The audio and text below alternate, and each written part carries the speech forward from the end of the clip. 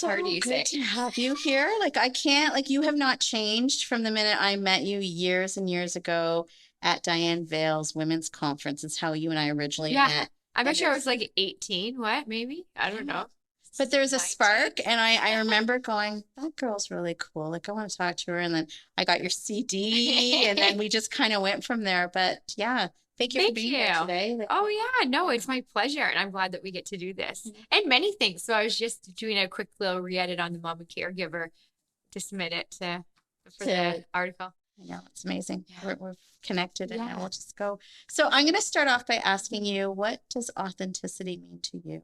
So what authenticity to me, the first thing that comes to my mind is the word real, is being real, whatever that looks like. So perfectly imperfect, that's what's perfect about you. I love it.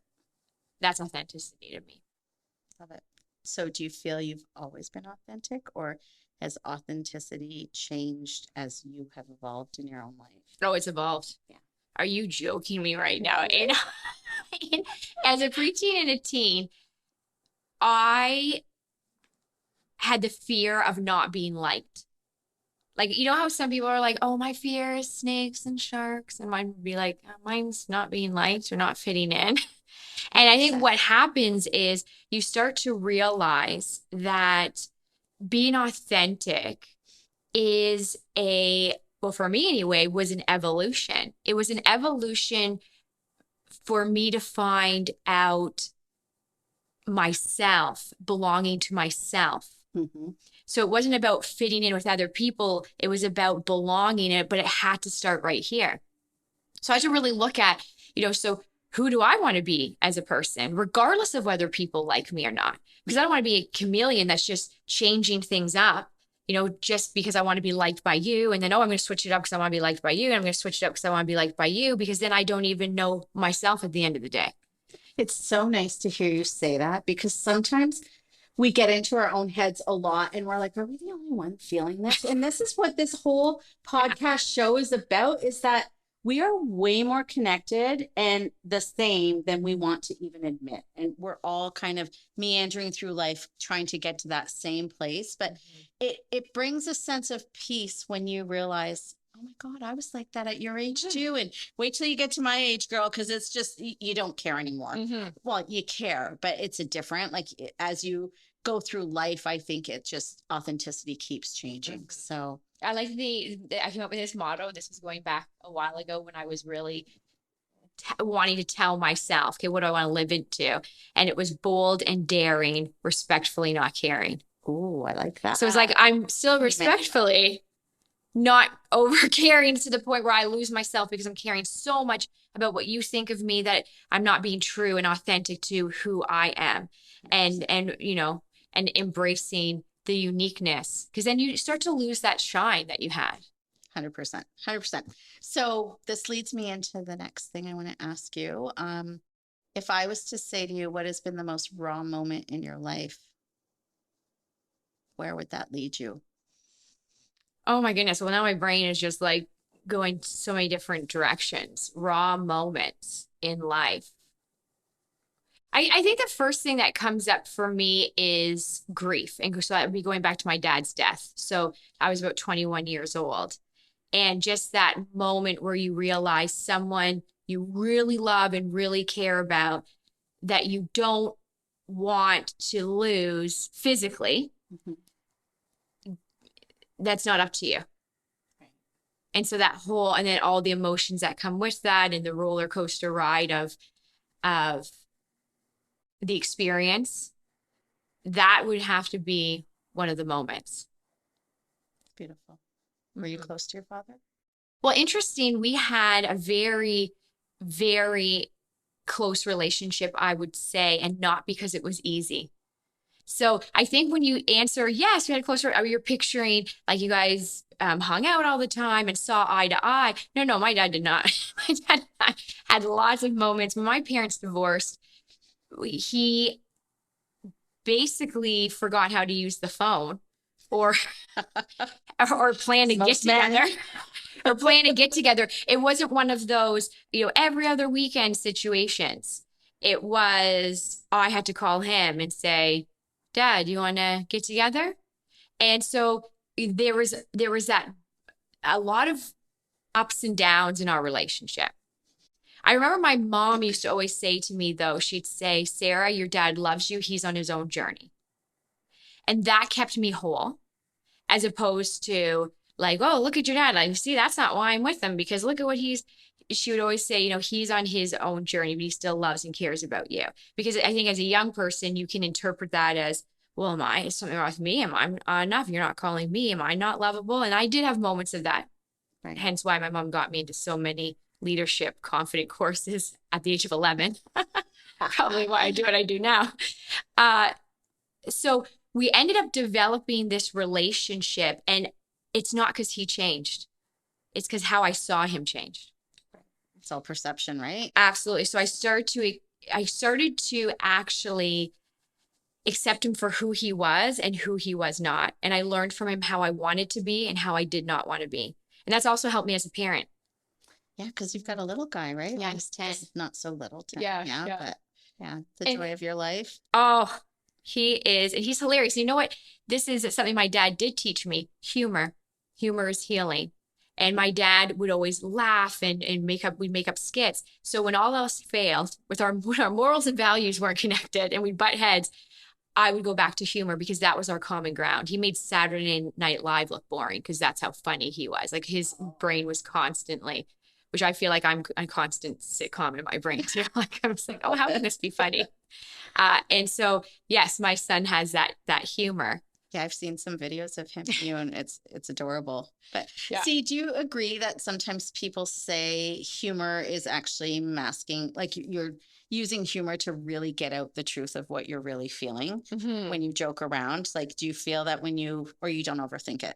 You know what? I haven't overthought of it. And you know why? Probably my grandpa, so it was my dad's dad, used to say, and he lived to 102. Oh, wow. He used to say, if you can't clown around in this world, you'll never get around. If you can't clown around, you'll never get around. And I was just like, yeah, actually, I need that as like wall art or something. Right? I think so. You've said a few really good mantras that you need to write down and we need to use them. I was going to write a mantra book. There you go. But I do think there's some validity to when somebody's overly sarcastic, constantly using. I could see where that could fall into. Are you trying to protect yourself or hide from what's really there? I mean, yeah, I think that there's some validity to that. So I have a question for you, and I don't know, you're okay to say no if you don't want to answer I something. can't wait. So, okay. Yeah. So I know that, well, for the audience at home, I don't know. Well, we haven't talked about this yet, but Sara has been like a really big singer in your career. And I know that you're on Canadian Idol and yeah, I didn't do well. Right. You were kind of rejected. And I want to know what like, how old were you and how was that experience for you as a young upcoming artist to be told you're not good enough? Devastating, if we're going to answer in one word. I'm trying to think, how long ago was that? I don't know. I'm going to be 41 soon. So that was okay. So it's a while ago. That was a while ago. It was a long, long time. So half a life ago, which is weird to think or just even say. And this is the mantra I'm going to say right here. Okay. I do speak a lot in affirmation mantras, but challenges are chapters of your life, not your whole story. And I really feel like I developed that one after that, because in the moment of a circumstance that you find you did not expect it, nor did you wish it to happen, it triggers lots of emotions. Mm-hmm. And you can't snap your fingers and make the circumstance disappear as much as you'd like to. It's like, okay, I'm still here. And when I did the Canadian Idol journey, I was at a time in my life. So that wasn't too far after my dad's death that I went through that journey. And it was a moment that could either make or break my path. Mm-hmm. And what I mean by that is I could have just totally given up in that moment and been like, wow. see, now this isn't going the way I wanted it to go. I'm not in control of this either. And now I have to grieve the loss of the dream, the vision that I had. And somebody telling you you're not good enough or we don't believe in you triggers lots of different emotions. And so I had moments where I was like, I'm done. I give up. I don't want to do this anymore. This isn't fun. I don't want to pursue singing, which I had told my mom at 3 years old I was going to be a singer. Did you? Yeah. Like I was performing by the time I was 11 at dinner theater, getting Wow. paid to perform. So for you, just all of it wasn't like I was just lightly singing on the side. Like I'd done CDs and I did. So I had a career before I even tried out for Canadian Idol. So just to have someone just be like, well, you're not good enough. I'm thinking, well, everybody else thought I was pretty decent. I mean, they were all lying to me. Instead of being like, no, that's your opinion. And it doesn't mean anything until I say it does. So I can either believe you're right and I can get stuck in these emotions and say, this is going to define me. And maybe I'll just give up because it's not fun anymore. It's too challenging. Or I'm going to go home. I'm going to cry into my pillow. I'm going to scream. I'm going to talk to my dog about it because they're really good listeners. Yes, they are. Talk back. I'm going to vent to friends. I'm going to do whatever my healthy ways to release, journal, whatever that is. And then I'm going to pick myself up and I'm going to have my eye on what I want, which is to respect myself and my dreams and to keep going. And know that there's going to be detours, but they can be the best part of the tour. Okay, so you're telling me that you've always been this strong. Like, how did you know all these coping mechanisms back then? Because if I was rejected back then at that age, when it's something that you've loved and you've been doing since you were 3 years old and everyone's told you you're amazing, who is your rock though? Like, honestly, unless that's just innately in you from day one. Well, the courses that my mom put me in at 11 made a big difference. Okay. Not because I always used them, but I always felt like they were in my back pocket. So even as a preteen and teen, when you go through stuff and there's self-esteem and I had tools in my back pocket. And that was helpful. Also, support is key. My mom has always been my biggest fan. So my husband too is my high school sweetheart. We've been together since I was 15 and a half. Don't tell my mom because I wasn't allowed to date till 16. Oh. Sorry. How raw are we supposed to get? You get no, really. Just whatever you're comfortable with. But we laugh about that because now my mom and we work together. Yes, too. I know. Yeah, she's amazing. my right hand woman. Right? So he was a big supporter too. Even through everything, he was just like, okay, so now what? Like, what are you gonna do? And he's always been a supporter of my dreams. So is my mom. So I think too, surrounding yourself with people where you feel like you belong. Look, we've come full circle. Instead of you try to fit in, and well, then you give up because you're like, well, I didn't fit into that, and then I need to try to fit into that. And then you get lost.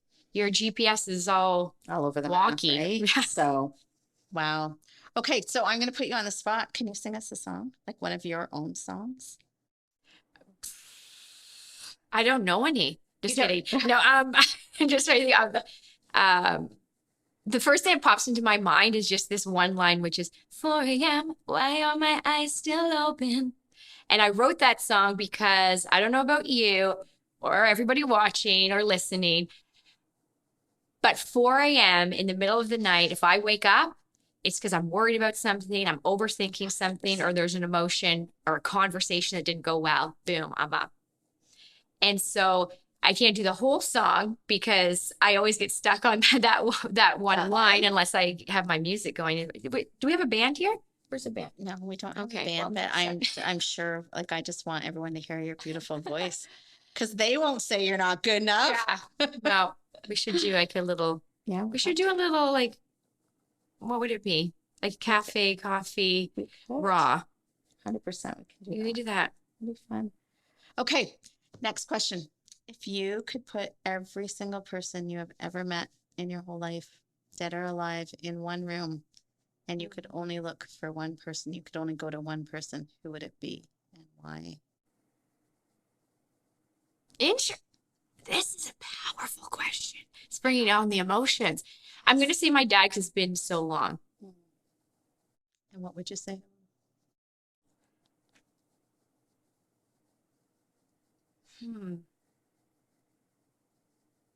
Can I just hug him You can do whatever you want. and just say I miss you? It's beautiful. I'm not wearing waterproof mascara. You're really not fair. Sorry. You're beautiful no matter Yeah. what. But that would be, that's what's it like where you are. Oh my goodness. I'd want to meet Kai too. Oh, that's the hard part, right? When you've lost your parents and there's so many moments as a parent that we go through, and I didn't have a great relationship and I didn't have a great upbringing. And like when I hear you talk about your mom, or I would see your mom at these events, I would just be like, I would long for that because I really missed it. So, but there are moments now being a mother myself that I'm like, oh, I wish my mom could see this, right? Because my son and my mom were very close, like they were tight in the beginning, right? And then she passed away, and yeah, so I hear where you're coming from on that, for sure. Thanks for sharing that. So my dad and your mom are looking right now, being like, "What are you guys talking about? We're having a blast here, right? We're with you every day." I know, but we What do you just want? don't I get know. it. We don't get it, Yeah. right? And I think too, don't you find now that you're a parent, you look at some of the things that you were probably ticked off at your parents for when you were growing up. Now you're like, oh my God, like I get it. I Oh, I get it, totally, right? yeah, Yeah. totally. And that's even coming up now as Kai's more exposed to things that he wants that other people are doing. It could be social media. He's 10 years old, or a phone, or this, that, and the other, and how upset he is that the answer is no. And that I'm just like, oh, okay, I get that. And I just say that to him. Like, I totally understand you're disappointed. I think it's all in the I just, delivery, right? yeah. Like it's all in the delivery. Um, And then I'll have like a tantrum or something. I'm like, I get that too. Or just like that really frustrated. And then you're like, yeah, I totally understand. Then he moves on to something else. do you and your husband agree on the same kind of child rearing? Like I know you're very forward thinking. You have so many tools in your back pocket. You go to high schools and you pump up kids all the time. So is your husband have the same kind of outlook on upbringing your son Kai? Yeah, I would say for the most part, we are on the same page, good team. I think the thing is we have the same end result for Kai, that his character matters. We want to raise him to be a determined, respectful, kind, compassionate person of integrity. So character is very strong for us. And so, like sometimes there'll be times where we would handle a situation different for sure. Right. And I think that when I look back on my parents or even my friends' parents, they always handled things a little bit different. So I also embrace the fact that we were brought up different. So we're going to have differences. And it doesn't mean one's right or wrong. It's just, it is. But if we can keep having conversations, keep sticking to the same end result, keep the communication open, then we can grow, myself included. Like I can be like, oh, okay, I never thought of it that way before. And this is what I've really learned in being in relationships with anybody is having the hard conversations multiple times. So, and when you're parenting with someone, it will not always be easy because you're going to have different mindsets about certain things. And I think if we glorify the fact that you can see some families on Instagram and right, like from the outside, you're like, oh my gosh, are you guys always at Disneyland having the best time in the whole wide world? Like having laughing your heads off and like that's not real reasonable all the time. But if you're willing to say, okay, this is what we want, this is our end result for our child, for our family, for our relationship and we're going to have hard conversations along the way. And that could be about anything. It could be around how they deal with, well, Kai's in competitive sports. So what does that look like? How do you have conversations with your kid that's a highly competitive kid? And how do you speak to them? And do you talk about emotions and what gets in the way? Or it could even be bedtime. I know multiple people have totally different ways of putting their kids to bed. Like it's not right, but having those conversations when it comes to parenting. So you're on the same page. Right. And also embracing some of the differences. Being like, oh yeah, okay, I can see that that's going to be something that's how we handle it's different. And if we need to bring it up to each other, then at least there's space to do that. Right. So because we're sort of on this parenting topic, what would you say has been the biggest challenge becoming a mom? Well, when he was little, would be bedtime. I don't know. Bedtime's a big That's deal. brutal. My kid's Oh, like nocturnal. I think he still is. Like he's just an awake child. I know. That's the same. That's My kind of like 5. me though, right? Yeah. So So it's like, well, you come by naturally, but get to bed. Don't do what I do. Let's get to bed.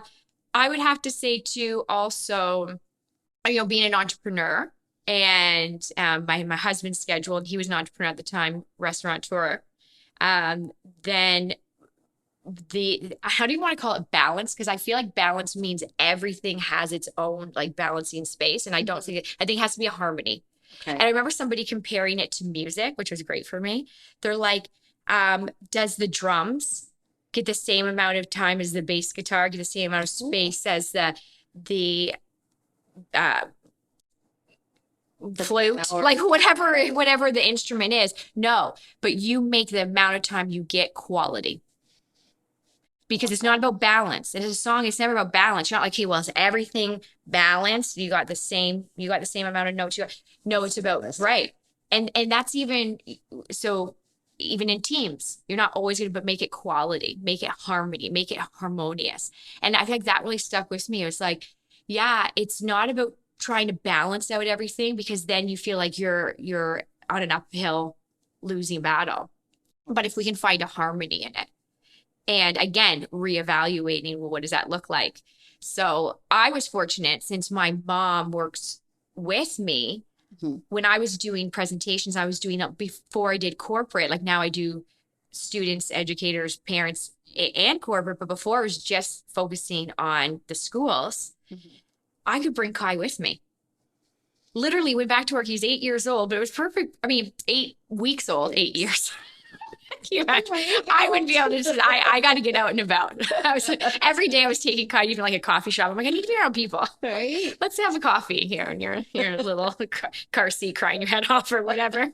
But he loved being around people too. So it worked out well. But that became something that I could do because schools were very embracing of having a little person. And my mom could watch him while I presented, right? I could nurse him in between. And then boom, back. And it actually kept me being the mom I wanted to be. And I think you have to find what works for you, like whatever that is. And that was that harmony for us. Yeah, because there is no rule book. Like what you're doing or what I'm doing or another mom. And I think that's really some of the conversations we want to be able to have on Raw is that I said it earlier as well. We're all the same, right? And if we stopped comparing and we actually lift one another up, like what a community it would be, right? So absolutely. Which leads me to my next question. Okay. What do you feel makes a good friend? Integrity is of utmost importance, I believe, and being someone that you can be yourself with. You don't walk away and you're like, oh, did I say the right thing? Did everything go right? Did they like, where you don't feel judged? So this compassion, embracing, laughter, where you can just be honest and chat and walk away just having that feeling of feeling good. Like everyone just feels like they're a good, it just fits. Yeah, like everyone feels like they're just a good person and accepted. Okay, I'm going to ask a raw question now. Okay. I know you said earlier that you've been with your husband since you were 15. We're not supposed to tell your mom that. Do you ever miss out? Like, do you feel like that you wanted to date more or explore more? Like, do you ever get that like, oh, I wish I would have? Yeah. It's interesting because I think people do on the outside think that, and I genuinely don't. Imagine if I was like, yeah, and I looked right at the camera. I'm like, yes. George is like, what? Are you leaving me? What's happening? No, but honestly, no. This goes back to this idea of having conversations and being open and being able to laugh together, but also be serious and do life together is an ongoing journey that I think you have to keep revisiting and you have to keep re-choosing each other. I Like, agree you because have you're to. changing and evolving as you go through your journey of life. And sometimes I believe that certain people that are next to you aren't meant to go to that next level of your journey, right? And Hmm. it's not that you've made a wrong choice. No. It's just you're changing and you're evolving and And yeah, you either evolve together or you can evolve apart, but still be really great people. exactly. So George and I have evolved together. We've been through a lot of tough stuff, and it's not always easy. It truly isn't. I think using the word um, work when you're talking about relationships, not a bad word to use. It shouldn't be so much work that you're losing yourself. Hmm. But if you're willing to be determined to have those raw moments and be vulnerable and still be committed to the same end result, then it becomes an evolution that you do together. But there's so many people that over time something changes in one another and it's better for them to be apart. And I think that takes strength too. It takes strength to say, you know what? We're not bringing the best out in each other. My parents were divorced by the time I was 11, and they didn't bring the best out in each other anymore. We had a lot of great memories before that. Hmm. And when I look back, when they got divorced, there was a little bit of relief for me as a kid. It was like, there's not so much stress and tension. And so I know that things aren't always, going to work out for everyone all the time. And you know what? I actually want to reframe that because I don't even think it's the words not work out. Because then again, it makes it feel like, well, did Like you I failed at fail? something. No, because maybe the best thing in that moment was for you to have the courage to say, this isn't working and it's going to be hard for me to make this shift, Mhm. but this is what needs to be done. And maybe it does need to be done for not just me, but for us as a family, for our kids. So I think there's no right or wrong way I to agree with to that. do it. And I think we do compare and we think, oh well, look at instead of being like, no, that didn't work anymore. Hmm. And for George and I, we've created a great friendship too. Like we can laugh and joke, and then we can be annoyed at each other, and then we can get over it, and then we can, right? So, It's the beauty of it, right? and the pandemic put it really to the test because we were Yes. all at home and we're both used to leaving the home for work. Hmm. I Right. found it really tough because I need to be around people. So I've said the pandemic has turned extroverts into introverts and introverts into extroverts because I loved being around people. And now I'm like, oh, okay, I kind of like the quiet. Like I kind of got used to it, right? And now a lot of my friends that have been introverts, they're like, oh my God, I just need to get out. Like I can't stand being home anymore, right? So Yeah. it's interesting. Mhm. Um, favorite book? So, a book that I really love, and I read it so long ago, was If Life's a Game, Here Are the Rules. Simple book, small, to the point, and that's what I love. Simple and effective. Beautiful, beautiful. Being an artist and going through your life, I think that you get judged a lot because you're out in the public and now even in your public speaking. That was the exact opposite of the career I wanted. I feel like. Well, I mean, like with my not wanting to be judged, be liked and fit in preteen, teen years, and I'm like, judge me. Right? I'm here. So, what would you say if you could talk to people that, because I don't care what anyone says, we all judge one another, Your even brain though naturally does. It does it without you even. exactly. So, what is probably the biggest misconception about you that you think that people think something of you, but you'd want to say that's really not who I am? So the first that comes to my mind, and this goes back to when I was in high school working as a server. And I remember one of the other servers saying to me, you think you're so perfect. And that was like a moment where I was like, I don't think that. But it Quite was the like a opposite. trigger. It was like when I look back, it was a moment where I was like, no, I but but I couldn't get her not to think that. And then I realized, well, it wasn't up to me for me to change her mind. So I guess to her, I don't think I'm perfect. In fact, you're the opposite. Yeah. We all are. Perfectly imperfect. Yeah. Unique. I mess up. I say something's the wrong thing. Or that conception of having it all together all the time. I've been told that. Like, it looks like you have it all together. Because I think that, and you know what? If maybe there is times where I want to portray that, like that maybe I'm working through that within myself. Like, that's a reflective piece, right? Like, maybe am I trying to look like I have it all together? I don't think so, but that's what those would be the two for me. Would you say that you've had a good life Yes. so far? Oh, I love life. Actually, that's something that my husband always says. He looks at me, he's like, you love life. No, and you love people. I'm like, yes, I do. Thank you for noticing. I love life and I love people. Yeah. He's like, what's going, like, like you're just, and so George and I, and this is also something I love about him. Now we're kind of circling back to relationships, but is that yin and that yang. Mm-hmm. Like, we can complement each other really well because we're not the same person. We have morals and values that are same, but we're different people, different energy, different demeanors. What do you think grounds you? And I don't know, like, I know you've got a strong faith. I remember that about you when I would come out and watch you at shows, that was sort of a part that was intertwined in everything that you did. Is that what you feel has really, like, do you still have a strong faith? Yes. Yeah. So I do. Faith, very spiritual energy. Like, yes. Love that. I've got my angel cards. Like, I've got rocks, and Chris is my husband's like, how many rocks and plants do we need? Like, well, whichever it's called to me, I will get that one as well. But and then there's so many people. Like, I have a really great family.